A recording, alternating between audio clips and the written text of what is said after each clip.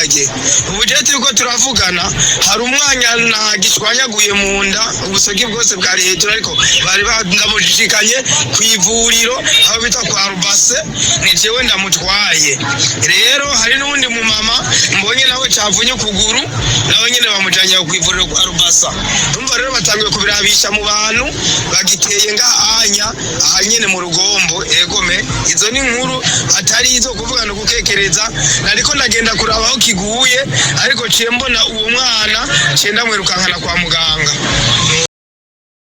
Ibintu birakomeye kandi bigeze kure muri Repubulika ya Demokarasi ya Kongo aho twari twiteze ko amahoro agiye kuboneka nyuma y'uko Perezida w'u Rwanda Paul Kagame n'uwa Kongo Felix Antoine Tshisekedi bahuriye Washington DC hamwe na Donald Trump baganira ku cyagarura amahoro ndetse bagasinya n'amasezerano y'amahoro, ariko intambara ikomeje kujya mbere muri iki gihugu kubera ko ahitwa Kamanyora nta kindi kivuga uretse amabombe n'amasasu y'imbunda ziremereye n'izoroheje bikomeje kwisukiranya rwose. Gusa saho gusa kuko ni Burundi byagezeyo, ibyari muri Kongo gusa n'u Rwanda ubu n'u Burundi bubirimo. Kora subscribe, ukoresha na comment tujye tubana, reka nze mbabwire n'ibindi bikomeye byagiye bigaragara ndetse ni nyuma y'uko amasezerano yaramaze gusinywa hakavugwa n'ibindi byinshi bitumvikana ndetse bigiye bitandukanye abantu ntibabivugeho rumwe.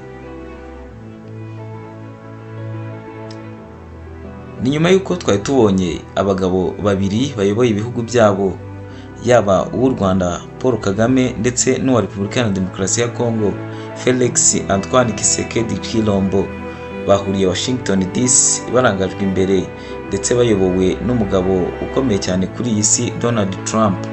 Bari bagiye gusinya amasezerano y'amahoro ni mu gihe Kongo itahwemye gushinja u Rwanda ko ari rwo rutera Kongo ndetse igateza imidugararo muri Repubulika ya Demokarasi ya Kongo mu gushyigikira M23 kugira ngo ihangane n'ingabo za FARDC kugira ngo barwane ndetse bahoze bateza umutekano mukeya. Nyamara ibyo ntibyatinze kubera ko ubu ngubu intambara ikomeje gufata indi ntera ndetse intambara ikomeje kujya mbere, abantu barimo bararasana ubutitsa aho amabombe ari kuvuga ndetse bamwe batangiye no guhunga ahitwa Kamanyora.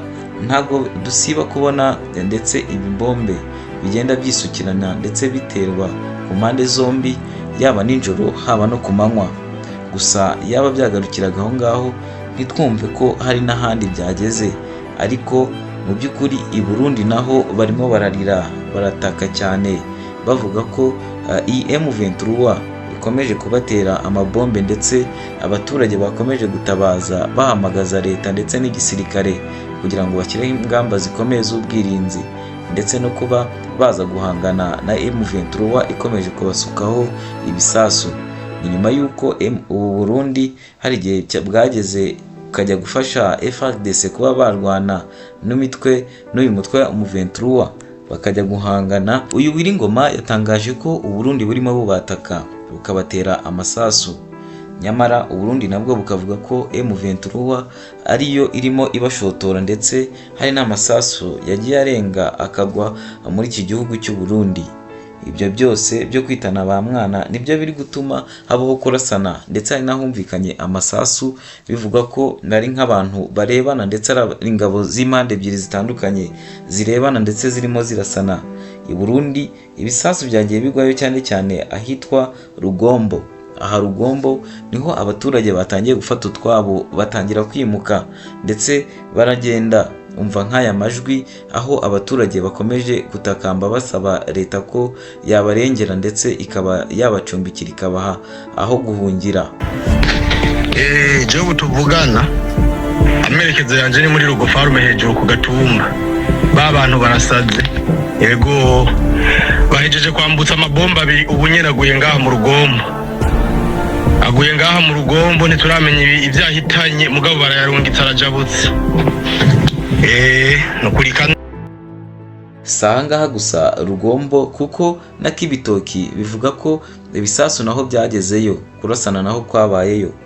Ahangaha kandi biravugwa ko sitasiyo nyinshi zagiye zitwikwa i Burundi ndetse n'ibindi bigiye bitandukanye. Ibitaro bikaba birimo byakira inkomere zigiye zitandukanye zagiye ziraswa ndetse bagiye bakomerekera muri iri turika ry'ibisasu byagiye byoherezwa muri iki gihugu cy'u Burundi. Ese yaba ari intambara y'akarere igiye kuvuga nk'uko byagiye bitangazwa ko iyi ntambara igihe kizagera ikaba iy'akarere, ntibe iya Kongo gusa cyangwa ibe iya M23 na Kongo, ahubwo ikaba yaba iy'akarere muri rusange. Ibihugu byose byo mu karere k'iburasirazuba bikisanga bihanganye muri iyi ntambara, cyane ko byatangiye ari ibintu bitoya bigaragara ko ari iyo muri Kongo gusa, kubera ko ari nka wa mwana murizi udakurwa urutozi, aho intambara zagiye ziganza cyane muri Repubulika ya Demokarasi ya Kongo.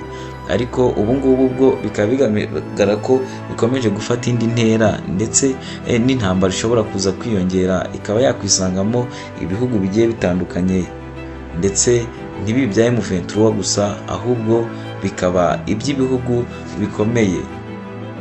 Reka tubitege amaso turebe aho bigana, gusa amakuru yose arakomeza kujya hanze, turaza kugenda tuyabagezaho uko asohotse. Turabagezaho update zose zijyanye n'iyi ntambara ndetse n'ituritswa ry'ibisasu ku baturage muri rusange.